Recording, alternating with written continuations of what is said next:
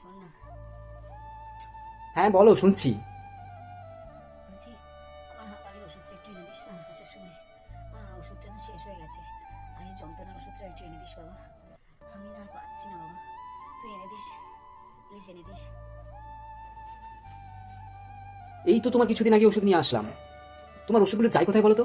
সবসময় ওষুধ ওষুধ করো। আর তাছাড়া তোমার ওষুধগুলোর দাম জানো তুমি? এখন আমরা একটু বেড়াতে যাচ্ছি, কিছুদিন পর এনে দেবো খন। জ্বালাও না এখন। আসছি আমরা, বসো, কোনো সমস্যা হলে ফোন করবে। আসছি। মা, এই নাও তোমার ওষুধগুলো। ভাবলাম নিয়ে যাই, পয়সা যেখানে আছে। নাও ধরো। কি হলো? কই গো?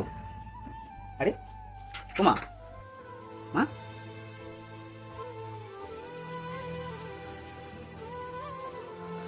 মা, এ কই গো? মাকে একবার দেখো তো। ও মা, মা, ও মা, এই দেখো তোমার ওষুধ। মা, তোমার ওষুধ, তোমার ওষুধ আনতে বলেছিলে তো তো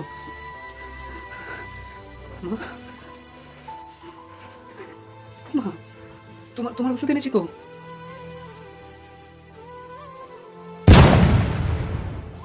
মাঝে মাঝে আমরা জানে অজানে মা বাবার সাথে অনেক খারাপ ব্যবহার করে থাকি, কিন্তু হঠাৎ যদি তারা চলে যায় তাদের জন্য আমাদের অতটাই কষ্ট হয়। তাই তারা যতদিন বেঁচে আছে তাদেরকে তাদের সম্মান দাও এবং তাদেরকে ভালোবেসে রাখো,